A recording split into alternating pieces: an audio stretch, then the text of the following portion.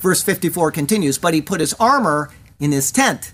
Ve'et kelav sham be'aholo. And his goods he put in his tent.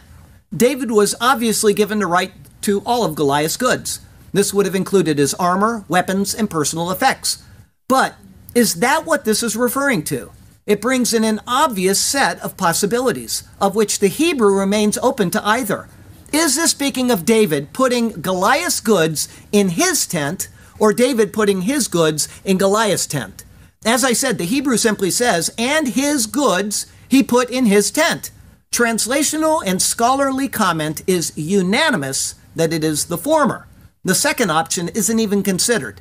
However, the pattern of the previous clause makes David the subject and Goliath the object. If that pattern continues in this clause, it would read, first clause, and David took the head of the Philistine and brought it to Jerusalem. And then this clause, and his, David's goods, he put in Goliath's tent.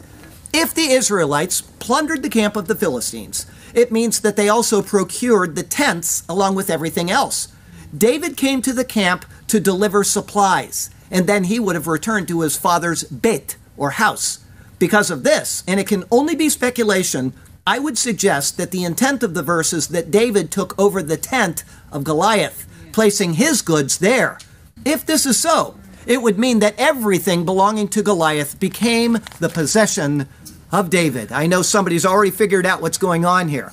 Another question which arises is, why would it speak of Goliath's head being taken to Jerusalem a long time in the future and then revert to this note at the time after the battle? What seems more likely is that the head of Goliath was taken to Jerusalem as a note of victory. The city of Jerusalem was granted to Benjamin, but it bordered Judah and was also occupied by people from the tribe of Judah. As Judah means praise and Jerusalem means foundation of peace, it seems to have a symbolic gesture playing on the two names. The important points to consider are that it says his head, not his skull, and the name Goliath is not a derivative of the same root as the word skull.